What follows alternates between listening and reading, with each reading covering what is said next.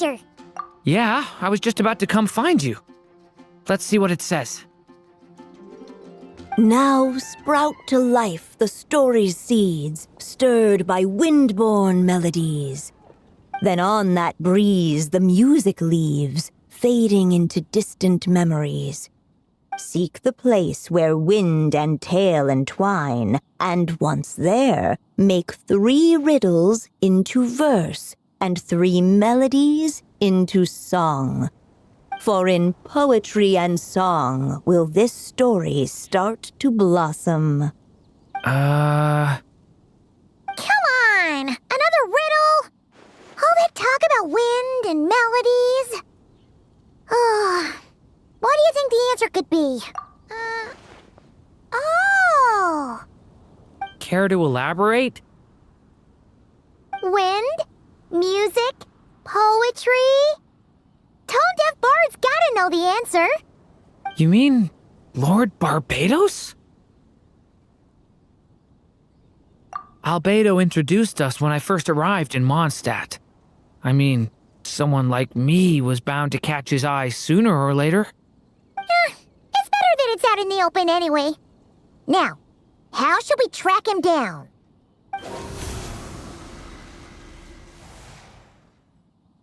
I'm pretty sure he's already caught wind of what's going on here.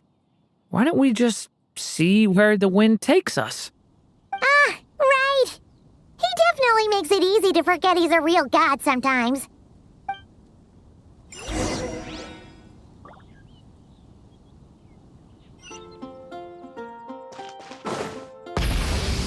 I'm gonna sing it one more time.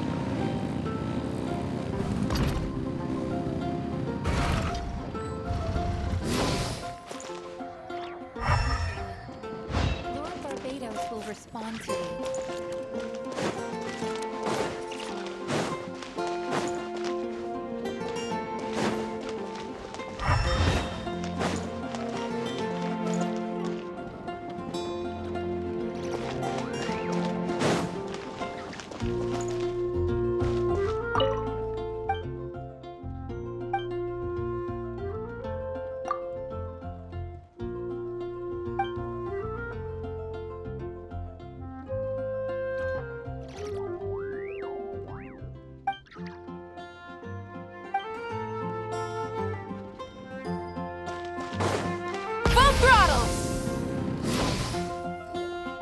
Traveler, Paimon! What a sight for sore eyes! And the little dragon from the fairy tale world. I heard your voices calling out to me on the wind. Something about needing help with a riddle? Sorry to disturb you, Lord Barbados. Disturb me? Not at all! To tell you the truth, I'm just as curious about this riddle as you are. Let me take a look.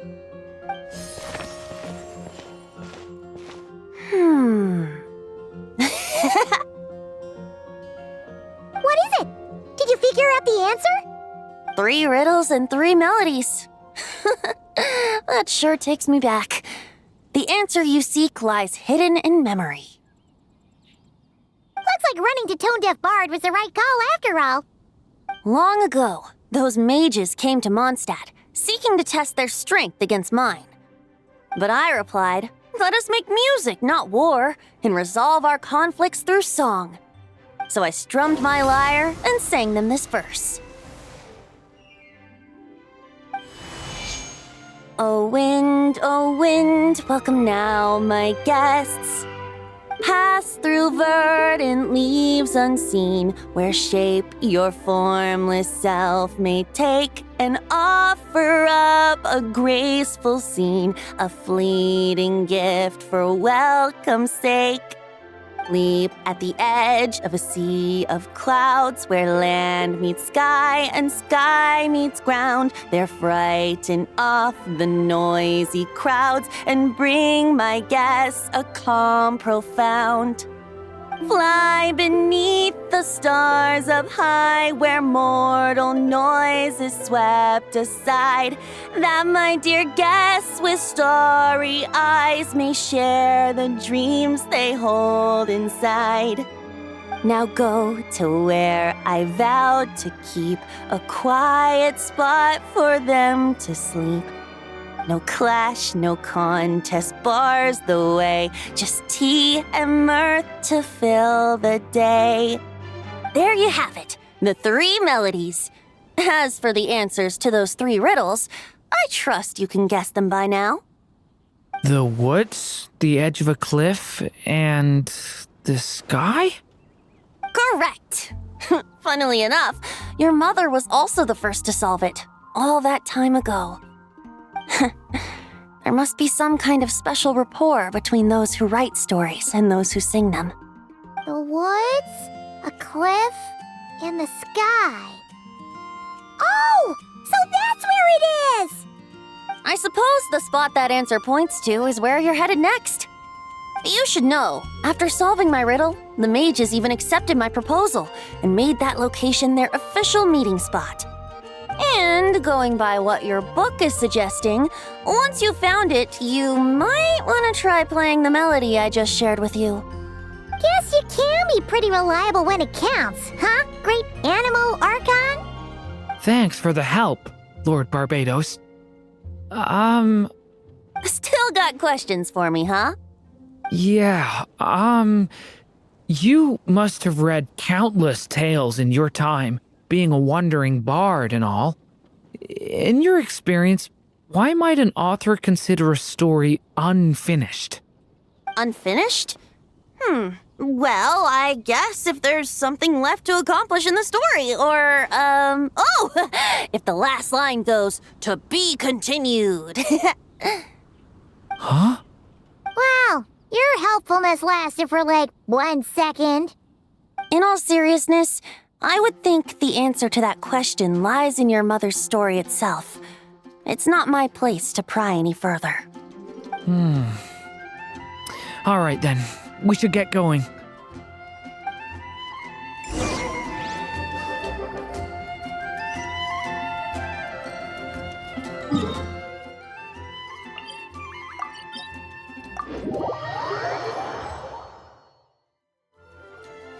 Okay, we're here! Now, we just need to play the 3 melodies, and we should be able to gather the memories for the next chapter, right? A musical performance? Huh. Out of all the things Miss Lisa has taught me, that's the one I'm worst at.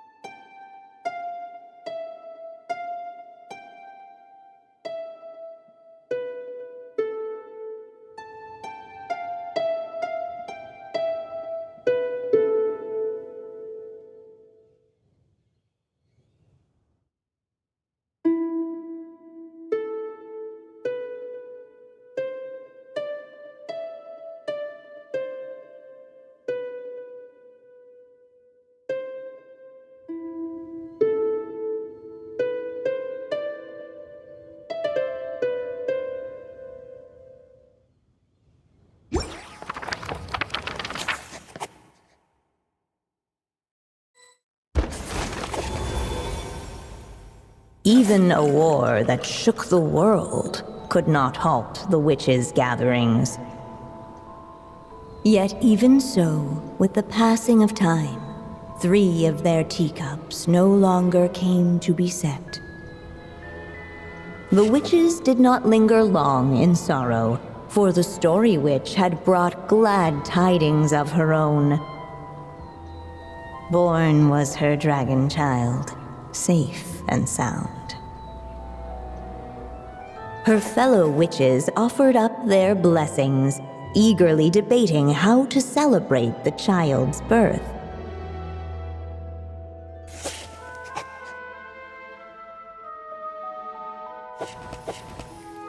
In the end, they settled on the sweetest candy they could find. After all, what could be sweeter than the arrival of new life? And so, the witches' gathering turned into a birthday celebration.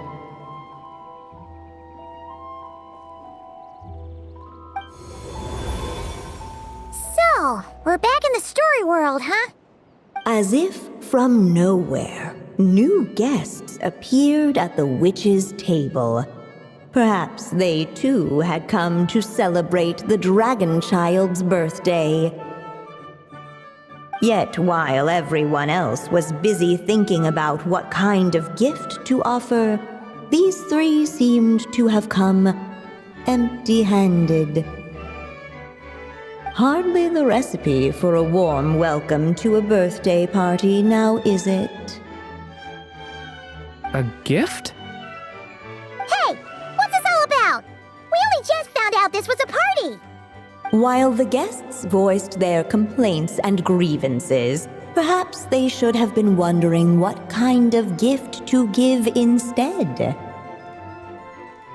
So, we need to bring a gift to advance the story? Oh, but where are we supposed to get something like that? Perhaps it would be a good idea to have a look around.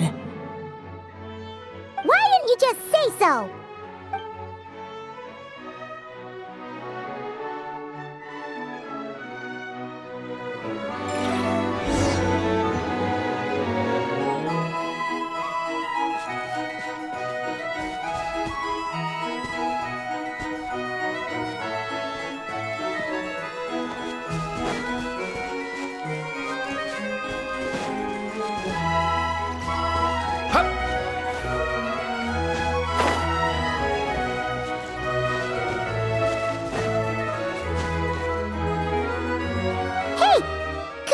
These as gifts, maybe? At last, the guests found something to give the dragon child. Guess that's a yes then. Which one should we go for? Still, the guests wondered what kind of gift might the little dragon really want. Should they put a warrior's sword in his hand and send him out on an unstoppable quest to save the world? Or perhaps a wandering hero's slingshot and the promise of a life of endless, uncharted adventure? Or maybe even a scholar's tome and the chance to take on all the world's unsolved mysteries. Okay. Wow. That's a lot of pressure all of a sudden. Oh yeah! Technically, we're actually picking a gift for you. So, which one would you prefer? You want me to choose? Wow, this feels kinda special. How come? For as long as I can remember, I've spent most of my time living in the stories my mother created. I always thought my mother had everything written out for me already, just like the toy figures in Constellation Metropole. What I wanted to do with my own future. That's something I've never really thought about. What did I want back then? This is the first time I've ever asked myself that question. Sounds like this is the perfect opportunity to answer it then. It's been a while since you left Simulanka, and after everything that's happened, it might be about time to start thinking about your future. Then let me give it some thought.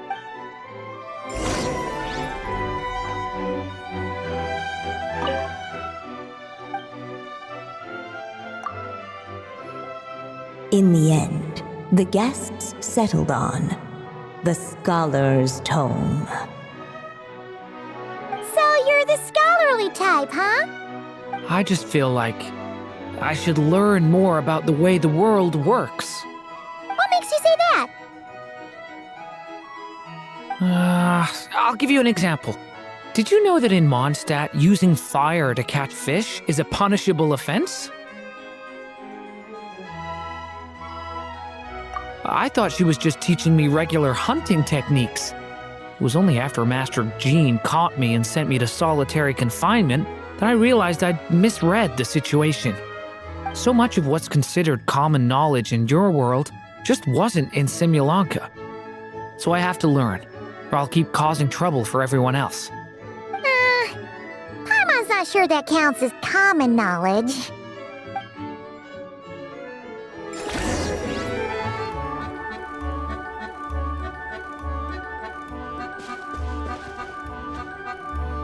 Alright, they should let us in now that we've got a gift, right?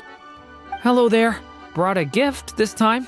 The newly arrived guest presented his gift, wishing the little dragon a future as a wise and accomplished scholar. Accepting the guest's blessing, the story witch invited him and his friends to take their place around the table. Finally, she could introduce them all to her dragon child, telling all in attendance about the moment of his hatching, and of course, the name he'd been given. It was then that the seer witch, diviner of the stars, withdrew her gaze from the heavens and turned a sorrowful glance upon the little dragon. You gave him the same name as that evil dragon? That's right.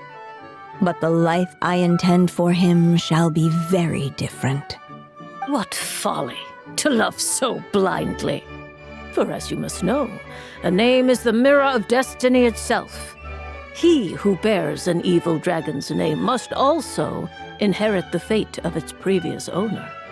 His fate has been foretold. Then I'll rewrite it. The witches at the table fell silent, for they knew the seer witch's words had never once proven wrong. Yet just as clearly, they recognized the story witch's resolve, for there is scarce a force in this world more fearsome than a mother's love. At last, the merry witch stepped forward, dispelling the uneasy silence. So be it. Then we'll all lend a hand. Together, we shall rewrite this child's fate. You mean to defy one of the fundamental rules of this world? I refuse to be shackled by such rules. Besides, this is a witches' gathering, is it not? What could be more fitting a subject for this occasion than to defy them? Oh? Sounds like an interesting experiment. I suppose, were we to succeed in this endeavor, we might bring a touch of wonder to this otherwise dreary sky of stars.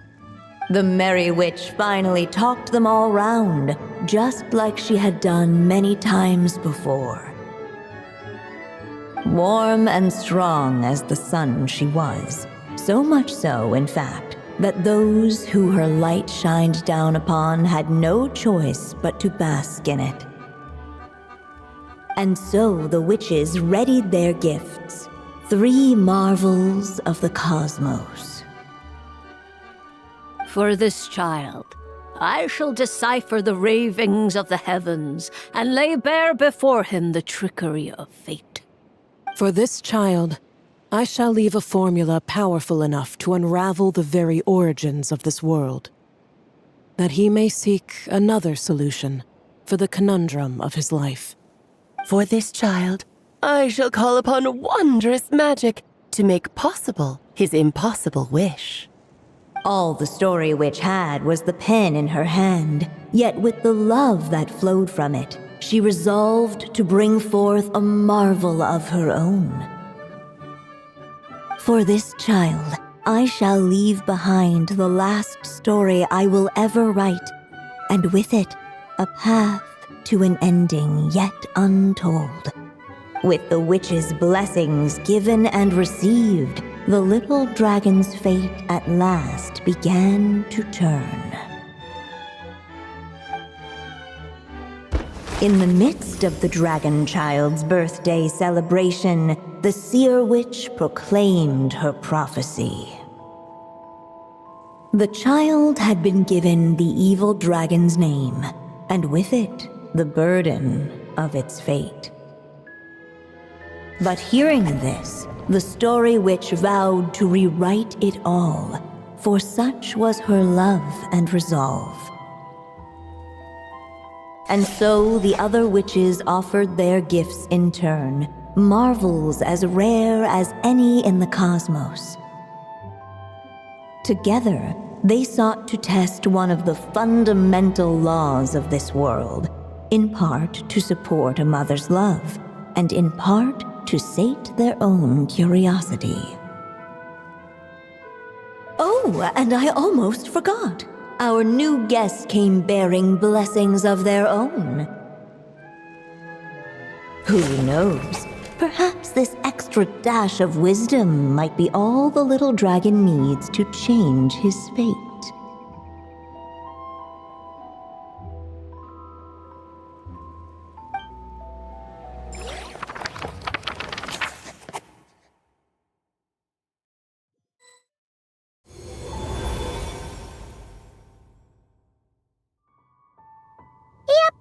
Looks like we've completed this chapter, too. Those witches in the story were the mages of the Hexen Circle, right? They sure seem to care a lot about you, Durin. But, Paimon kinda had trouble following their conversation. Just a bunch of mystery, as usual.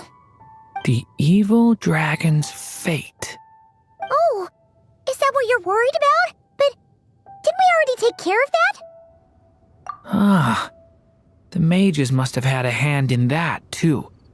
Also, I was just thinking, which part of the story are we even meant to be completing?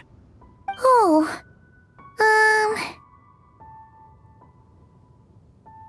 It feels less like we're filling in the gaps and more like we're adding something new altogether. But we use the ink, right? And the book hasn't given us any more clues, so that must mean our task is complete. At least for now. Yeah, I guess we're doing something right.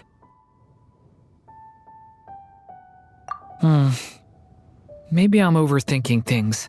It's just, this is my mother's final wish, so I don't want to mess it up. Anyway, thanks for all your help. I'll let you know as soon as the book reveals a hint about the next chapter. Okay then. See you in the next chapter.